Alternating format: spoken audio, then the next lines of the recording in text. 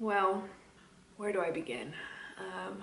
I want to be a little bit more raw, honest, authentic, which feels really refreshing, honestly.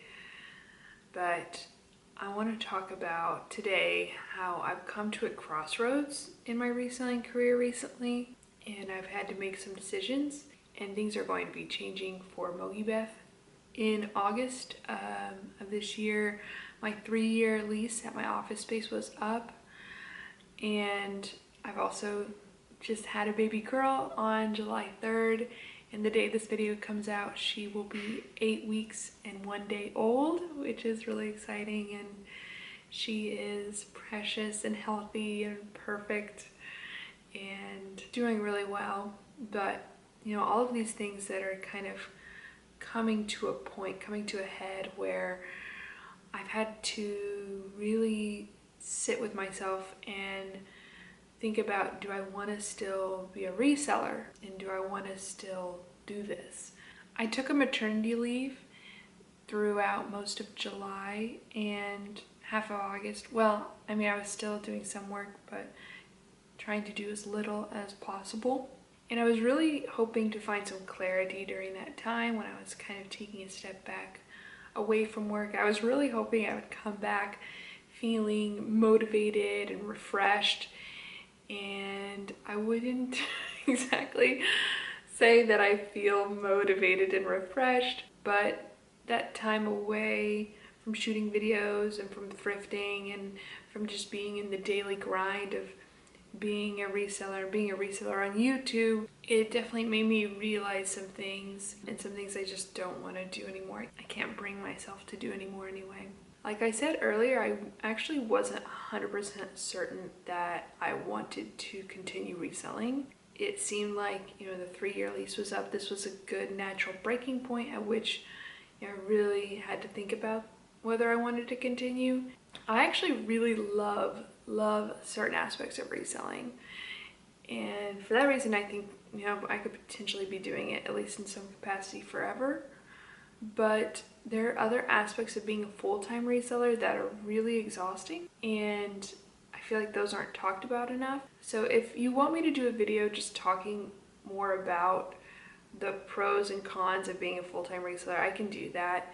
I feel like that would be a good separate video, but if you want to see that, let me know in the comments down below, and let me know what questions you have regarding that, especially if you're considering being a full-time reseller or if you are one yourself, because there's definitely the good, the bad, the ugly, and that's true of any job, but I feel like just in the entrepreneurship world, some things tend to be glossed over. But anyways, after some deliberation, I did decide to sign a 1-year lease extension on my office space, so I will be reselling for at least another year. I am excited about that, but I've definitely determined that I need to make some changes, so I want to discuss those here today. The overarching change that I'm making is to change our business model. If you took our course, then you know that your business model basically determines so many different things within your business. It is the foundation upon which you build everything else. It's going to affect my sourcing, it's going to affect my systems, it's going to affect, you know, my content. And so this big overarching change is definitely going to impact everything in my business. First of all, I am done with liquidation. I reserve the right to change my mind about this because there are definitely some major advantages to liquidation, but the disadvantages of liquidation have just been eating away at me for a long time. I did a whole video about the pros and cons of liquidation, so I'll link that up on the screen as well, so if you want to watch that, you can. But liquidation removes the element of your expertise, since you're not hand selecting inventory, you're just receiving, you know, a pallet, and oftentimes you don't even know what's in that pallet. You aren't able to lean in and take advantage of your expertise that you've built in terms of discerning what is worth selling, what's not. And for me, that's really what makes reselling interesting and challenging, and liquidation just removes that. And then the second reason I feel like I want to move away from liquidation entirely is that I feel like liquidation has made it so I feel somewhat disconnected from the reselling community. When you do liquidation, you can't share your sources, especially if you have some sort of platform, because then those sources will be gone. And so there's just a massive part of my business and business model that I just haven't really been able to talk about. And you just can't really relate to other resellers that are sourcing in other ways. You can't really discuss it openly like you can thrifting or going to bins or even online sourcing. And reselling is already a fairly isolating career, and so having that compound makes it even more isolating. And one of my favorite things about reselling is the community, and so I just really feel like I want to get back and engage in a fully authentic, wholehearted way. And I feel like getting rid of liquidation and leaning into other sourcing strategies is one way that's really going to liberate me to feel like I can do that. And it also is just going to make creating content for YouTube and Instagram more authentic and easier, because I can really just talk openly about all aspects of my business. There's not this one big massive aspect that I have to basically keep quiet about. So I'm really excited about that. But then that opens up the question, okay, so how am I going to get inventory? And I've decided that the primary way I'm going to get inventory is from the bins. I live in Portland, Oregon, and we have 3 different Goodwill outlets in the area, and they're great. It's definitely a unique advantage to living here, and I want to lean into it as much as possible. Unfortunately, that means I'm gonna have to be spending a lot more time sourcing, which is kind of the downside of it, because I want to spend as much time with my baby girl as possible. But we've carved out time 3 times a week where I'm going to go for several hours and Matt's gonna watch her. So we'll see how it goes. Honestly, this is still very much, a work in progress, but I'm really excited to just be primarily a bins reseller. But obviously this will have major repercussions for our business model. So that's what I want to talk about now. All right, but before we dive into this, I'm gonna take a sip of coffee. Okay, decaf coffee, because Billy Lou, don't want to keep her up. Okay, so how we're changing our business model, or how I'm changing our business model. Obviously, if I'm sourcing at the bins, that means that I am going to naturally just have a lower average sales price. I don't expect to be able to maintain a $50 to $60 average sales price while sourcing primarily at the bins. So that's going to go down. Also, we will have a lower average cost of goods since it's so cheap to source at the bins. If you took our Poshmark reselling course, which we don't currently have for sale anymore, however, if you're interested, you can email us at support@mogibeth.com. And we've sold a few this year to people who really want to purchase it. But if you took that, or if you took, we released the first module for free on YouTube. I'll link that video up on the screen. Then you know that this is considered the low COGS business model, or what we call the low COGS business model. We actually thought about also calling it the high volume business model, because since you are selling things for much cheaper, you have to sell more things. And so that is the challenge of this business model, and it's one that I am very nervous about, to be honest. I don't know if I'm going to be able to sell as much. That's going to be the real challenge, and that's why we're going to have to change our systems as well as our sourcing strategy. And I'm also just going to have to really start picking up inventory I wasn't picking up before. That might mean I need to pick up more vintage. It might mean I need to pick up more mall brands. It just means I need to pick up more because we need to list more and we need to sell more. So let me break this down according to our numbers. Where we wanted to be this year with our previous business model was to have an average sales price of $60 and to sell about 333 items per month. This would give us a total sales number of $20,000 a year. And if you've watched this channel, you know I've said over and over 20,000 is what we're aiming for each month. And we were anticipating an average cost of goods of about $10 per piece, with an average gross profit margin of 60% and a gross profit of $12,000. So that's what we were aiming for. But where we actually are is that we have an average sales price of $51.93, and this is for the year through July, and we've sold on average per month 354 items, and our average sales per month is $18,573.86. An average cost of goods of $9.93, which is on target, and then an average gross profit margin of 56.95%, and an average gross profit of $10,590.68.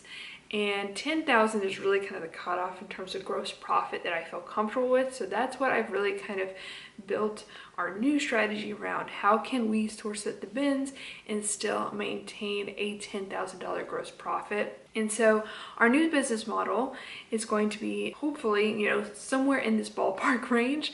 It's going to take us a while, of course. We still have a ton of new tag inventory that is just in our inventory, probably 2,000 to 3,000 pieces of inventory that are new or new tag that come with liquidation. So it's going to take a while for the effects of our new sourcing strategy to really dominate all our numbers, but we are going to start to see a progression towards these. So our new business model, it's going to be an average sales price of $35, which is what I'm going to aim for. That's going to be again buoyed by some of this older inventory for a little while, so it might go lower in the more distant future, like next year. And then we will need to sell 440 items, which is significantly more, about almost 100 more than what we've been doing, with a total sales of $15,385 per month, and an average cost of goods will be cut in half. And it's what I'm projecting to about $5. Of course, bins items cost about $1 per piece, so we're not, of course, all the way there yet, but we're getting there. And then an average gross profit margin of around 65%, which would give me a gross profit of $10,000 per month. So in order for this new business model to be successful, which would be really great if it was, I feel like it would be a really good example of what is possible if you live in a city with a Goodwill outlet and you can really build a business model that has a gross profit of $10,000 a month. I think that's an excellent place to be and something that I'd really like to strive for and be an example of, just so that I can say, hey, this is possible. But we really need to increase our sell-through rate in order to make it possible. We also need to list more, which is what I need to figure out. But there are other ways I can increase our sell-through rate. So the first is relisting. I have barely done any relisting in the past, to be honest, and it's something that I definitely can do more of, which I think would improve our sales and our sell-through rate. Also, something that I'm not having to do, but something that's going into effect this fall, is that I'm going to be moved from above standard seller on eBay to a top rated seller on eBay. I want to do a video just talking about why I wasn't a top rated seller on eBay and the mistakes you should avoid that I should have avoided, but that is going into effect next month, so hopefully that will also increase my sales over on eBay. I'm also just going to be sending out regularly more mass offers on my Poshmark closet, so just sending out offers on everything. I already send offers whenever someone likes something, but I'm going to take an additional discount, I think, every week and send offers on everything in my closet, and I do both of those things using Posher VA. If you don't have Posher VA, I'd highly recommend trying it. You can get 2 weeks free, and it just automates all of these things like sending offers to likers and sharing and so forth. And if you use my code MOGIBETH, you'll also get, I think, 20% off your first subscription, whether that's a month or a year. So I couldn't run my business without it, and thank you in advance to everyone who does use that code. So sending out mass offers on everything in my closet, but then also, now that I am expecting a lower average sales price, accepting more offers. So offers that come in that I probably would have previously countered, some of them I'm going to just start accepting. I've already kind of started doing this summer, and it's taken me a while to really get used to it, because when I price things according to comps, I feel as though I know how much this item is worth, but especially when it comes to items that have been sitting for a while, those items are worth what someone is willing to pay for them, what people are willing to pay for them, and that's really what reselling comes down to. Comps is a great place to start, but just like real estate, for example, these items are only worth what people are willing to pay for them. So just accepting those offers and getting that cash flow and just really trying to increase that volume. And of course, I'm going to continue to experiment with different strategies, and I'll continue to share that on this YouTube channel. But speaking of YouTube and content, this is definitely going to affect our content, and I've also just wanted to make changes to our content in general. So the first thing is that I'm only going to commit to one video per week over on YouTube now. For most of this year, we've been doing 2 videos a week really consistently, and I really have Emma, our social media manager, to thank for that. So shout out to Emma, thank you so much. And now that I'm going to be spending so much more time sourcing, I don't have time to do 2 videos a week. So I'm going to commit to 1 video a week, and then maybe some weeks I'll do a bonus video if I have time and feel like I want to share some things. But really, I was kind of getting burnt out with 2 videos a week because there were weeks where I just didn't have anything I wanted to say. There were weeks I didn't really feel like I had anything important to share, but I felt like I had to show up twice a week. And I think some of my videos just kind of got dull or stale because of that. So committing to 1 video a week, we're gonna try to experiment with different types of videos, and really, since we have more time to commit to each video, trying to make the editing better and trying to, you know, just play around with different formats and so forth. So I'm really excited about that. I'm also canning the intro. You know, when I used to say, hey, my name is MOGIBETH, welcome to my channel, I'm kind of tired of that, so I'm getting rid of that. You know, I noticed I didn't say it this time. And yeah, we're just trying different things, trying different thumbnails, trying different things over on this channel. We're also going to stop doing bolo brands soon over on Instagram stories. We've been doing a bolo brand of the day for over a year now over on Instagram stories. And I think especially since I'm changing my business model and I'm not really going after these high priced bolo brands anymore, it just feels natural to end that. I have been sending out in the past PDFs of all of those bolo brands in my newsletter, so you have those PDFs. But we're also, I think, going to just put all the bolo brands together in one PDF pack and sell it over on MOGIBETH.com. So stay tuned for that. And of course, if you have access to those PDFs in your inbox, you don't need to buy this, but this is for those of y'all who haven't been subscribed to the newsletter, or just want one big document that it has all those bolo brands in it, and will probably include additional ones and then some additional information as well. So stay tuned for that. But I want to start doing more kind of organic content over on Instagram as well. And I want to do more lives, whether that's on YouTube or Instagram. I haven't figured it out yet, but what I was discussing earlier about just wanting to be able to connect with y'all, the reselling community, and just feel more engaged. I feel like lives is a really great way to do that and to actually, you know, interact with y'all and talk back and forth a little bit. And so I'm trying to figure that out, especially with the baby. It's a little bit difficult. Once she gets into maybe a more regular sleep schedule, I can do it, but that's something that I really want to do. And I'm also playing around with the idea of doing a podcast. So let me know in the comments down below if you would like to do a podcast.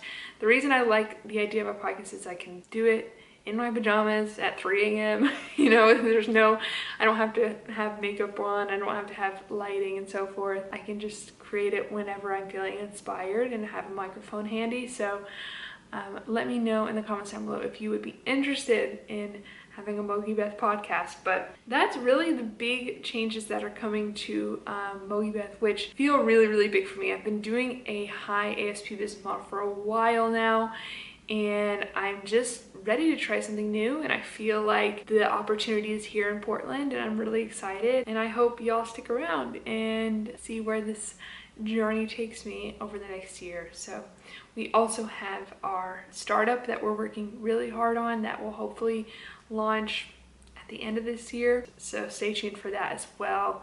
That's a really, really, really big thing in our lives right now, but more on that later. But anyways, that's the video. Thank y'all so much for watching. If you watched all the way through to here, you're the best, and I will see y'all in the next one. Be sure also to hit the thumbs up button and subscribe if you haven't already. All right, love y'all. Talk to you later. Bye.